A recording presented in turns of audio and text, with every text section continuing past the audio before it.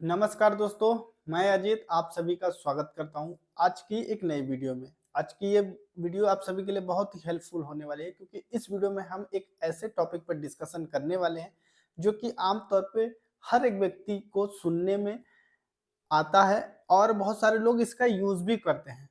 तो आज का हमारा जो मुख्य टॉपिक है, अगर आप किसी ऑर्गेनाइजेशन का या किसी ऑर्गेनाइजेशन को रन करते हैं या कोई ऑर्गेनाइजेशन या कोई संस्था आप चलाते हैं, तो आप आम आम तौर पे बहुत बार जो पट्टा विलेख सुने होंगे या लीज या रेंट, ये सब आपको सुनने को मिला होगा। आज की इस वीडियो में हमारा मुख्य टॉपिक है रजिस्टर्ड लीज एग्रीमेंट क्या होता है और कैसे बनता है। अगर आप कोई ऑफिस, स्कूल, कॉलेज या कोई लैंड एक्वायर कर रहे हैं जो कि आप परचेस ना करके उसका जो मंथली पे आउट दे करके उसको एक्वायर कर रहे हैं, तो उसका यूज होता है, उसको हम पट्टा विलेख कहते हैं। उसी की जानकारी देने वाले कि पट्टा विलेख होता क्या है, किस तरीके से बनता है, क्या क्या टर्म्स एंड कंडीशन होते हैं और इसका यूज कैसे होता है। सो वीडियो को पूरा देखिएगा। चैनल पर नए हैं तो चैनल को सब्सक्राइब कर लीजिए, बेल आइकन को दबाइए जिससे हमारे चैनल पर आने वाली सभी वीडियो की नोटिफिकेशन आपको सबसे पहले मिले। तो चलिए वीडियो को शुरू करते हैं। सो सबसे पहले अगर हम बात करें लीज, लीज को ही हम पट्टा विलेख कहते हैं। को हम पट्टा विलेख कहते हैं। लीज एक अनुबंध होता है, यानी एक लिखित दस्तावेज होता है जिसमें आपसी टर्म्स एंड कंडीशन होते हैं। लीज देने वाला व्यक्ति और लेने वाला व्यक्ति के मध्य जो आपसी टर्म्स होते हैं, कितना पे आउट दिया जाएगा मंथली, कितने मंथ के लिए है, क्या क्या किसी पर्टिकुलर बिल्डिंग लैंड को यूज करने के टर्म्स हैं, वो सारे टर्म्स लिखे होते हैं। जैसे आप पढ़ेंगे इसको, लीज पट्टा एक अनुबंध है जो उन शर्तों को रेखांकित करता है जिन पर एक पार्टी दूसरी पार्टी की स्वामित्व वाली संपत्ति को किराए पर देने के लिए सहमत होती है। यह लीजी यानी जो पट्टेदार, जो वर्तमान में पट्टेदार है, उसके द्वारा यानी किराएदार को एसेट के उपयोग की गारंटी देता है। और लीजर यानी जो लेने वाला व्यक्ति, जो लीजर है, जो वर्तमान में उस संपत्ति का उपयोग करेगा इस एग्रीमेंट के बिहाफ पे, वो मकान मालिक या स्वामित्व को इसके बदले एक निर्दिष्ट समय के लिए नियमित भुगतान करने की गारंटी देता है। मीन्स अगर हम एक इजी वे में बात करें तो जैसा कि अगर हम बात करें, ये एक पेन है, अगर इस पेन को मैं किसी दूसरे व्यक्ति को एक पर्टिकुलर टाइम ड्यूरेशन तक के लिए दूं कि आप इस पेन का यूज एक पर्टिकुलर समय तक कीजिए और इसके बाद बिहाफ पे हमको मंथली एक छोटा सा अमाउंट पे कीजिए और इसका यूज आप करिएगा, बशर्ते आप इस पेन को खराब ना करें और इसका कितने दिन तक आप यूज करेंगे, वो सारे जो टर्म्स लिखे होते हैं उसी को हम लीज कह सकते हैं, पट्टा कह सकते हैं। अब जैसे रेंट एग्रीमेंट की अगर हम बात करें,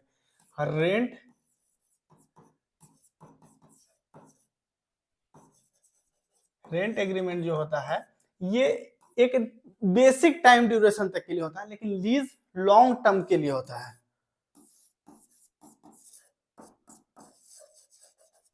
लॉन्ग टर्म के लिए यूज किया जाता है। जैसे कई बार क्या होता है कि बहुत सारी कंपनीज जो होती हैं, ये जैसे आप देखिएगा टावर जो आपके एरिया में लगे होते हुए हैं, तो वो लीज के बिहाफ पे ही जो कंपनीज होती हैं वो लीज के रूप में ही लगाती हैं। जो ओरिजिनल ऑनर होता है लैंड का, उससे लीज करती हैं, देन उसके बाद वहां पे टावर का इंस्टॉलेशन करती हैं।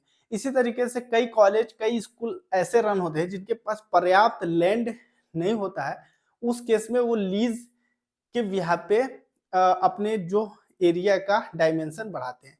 देन कई बार आप देखे होंगे कि आपके नियरेस्ट में जो पेट्रोल पंप, सीएनजी पंप होते हैं, वो भी लीज के ही लैंड पे चलते हैं। तो देखिएगा, लीज एक कानूनी रूप से बाध्यकारी समझौता है जो पट्टेदार यानी संपत्ति के मालिक और पट्टेदार किराएदार के बीच होता है, जो पट्टेदार को नियमित भुगतान के बदले एक निश्चित अवधि के लिए संपत्ति का उपयोग करने का अधिकार देता है। जो पट्टा होता है वो आवासीय, वाणिज्यिक या औद्योगिक संपत्ति के लिए हो सकते हैं।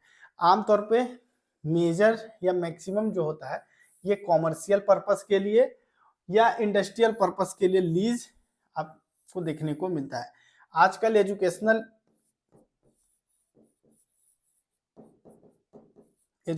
पर्पस के लिए भी लीज का बहुत उपयोग किया जाता है।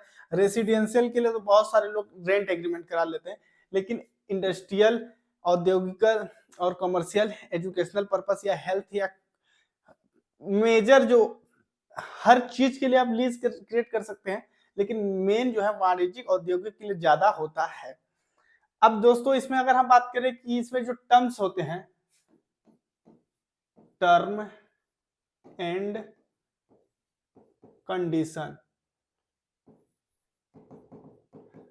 टर्म एंड कंडीशन में सबसे फर्स्ट होता है ड्यूरेशन, कितने समय तक के लिए दिया जा रहा है, पट्टा कितने समय तक चलेगा। मतलब जो भी लीजर है और लीजी है उनके मध्य एक टाइम ड्यूरेशन तो होगा कि आप ए की जो प्रॉपर्टी है, ए वर्तमान में ऑनर है, इसकी जो प्रॉपर्टी है बी कितने दिन तक यूज करेगा,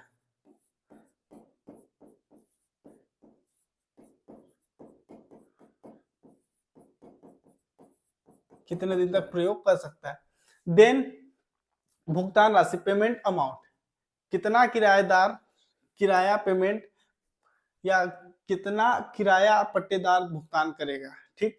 संपत्ति उपयोग नियम, प्रॉपर्टी यूज रूल्स, इसमें पट्टेदार संपत्ति के साथ साथ क्या कर सकता है और क्या नहीं कर सकता। जैसे अगर कोई बिल्डिंग आप ले रहे हैं ऑफिस लोकेशन के लिए, आप जैसे मान लेते हैं 50 इंटू 32 स्क्वायर फीट का, इसमें फर्स्ट क्लास ये एक बकायदा रूम डेकोरेट है, लेकिन अगर लीज आप उस पर लीज पे ले रहे हैं तो उसको अपने अकॉर्डिंग मॉडिफाई कर सकते हैं कि नहीं, उसका भी terms and condition lease deed में लिखा होता है।